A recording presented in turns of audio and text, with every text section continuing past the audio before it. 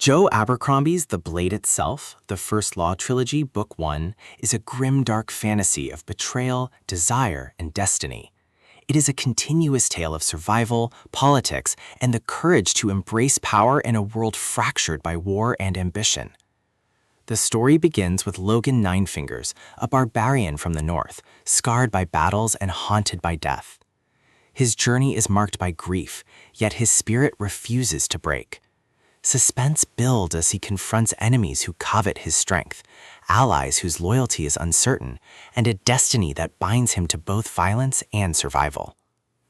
Meanwhile, in the Union, Inquisitor Glokta, once a celebrated soldier, now a crippled torturer, navigates the treacherous world of politics.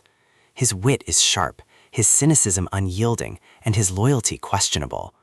He embodies the corruption of power, yet his humanity flickers beneath cruelty. Jezal Dan Luthar, a vain young nobleman, dreams of glory in fencing tournaments. His arrogance blinds him, yet destiny forces him into trials that will reshape his character. Their paths converge when Bayaz, the first of the Magi, emerges from legend. He gathers these disparate figures, barbarian, torturer, noble, and others, into a reluctant fellowship. Suspense grips every encounter, despair shadows every failure, yet loyalty anchors them, loyalty to survival, to ambition, to destiny. Supporting forces enrich the tale.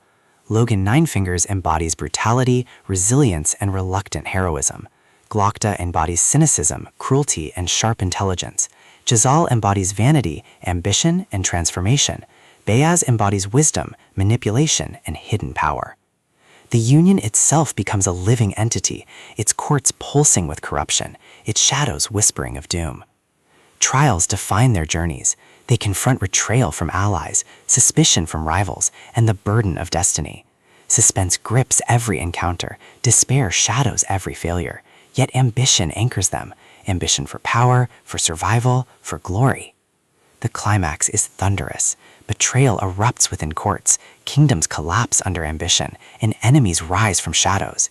Excitement surges in battle, despair grips every loss, hope flickers in every victory. Each character unleashes their full strength, embracing not just their roles, but their humanity. The resolution is bittersweet. They survive, triumph, and grow, but scars remain.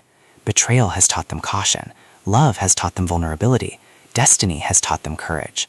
They realize that being part of the blade itself is not just about war. It is about choices, about trust, about the will to face destiny even when destiny is terrifying. Abercrombie's prose blends grim-dark fantasy with emotional depth. The Blade itself is not just a war story. It is a meditation on power, betrayal, and survival. It asks, can loyalty survive corruption? Can trust endure betrayal? And what does it mean to be human in a world shaped by ambition and destiny? The emotions are vivid: excitement and discovery, despair and betrayal, hope and survival, dread and prophecy. The script flows like steel, relentless, passionate, alive. Their journeys embody the novel's central truth. True strength lies not in perfection, but in the courage to confront destiny, even when destiny is terrifying.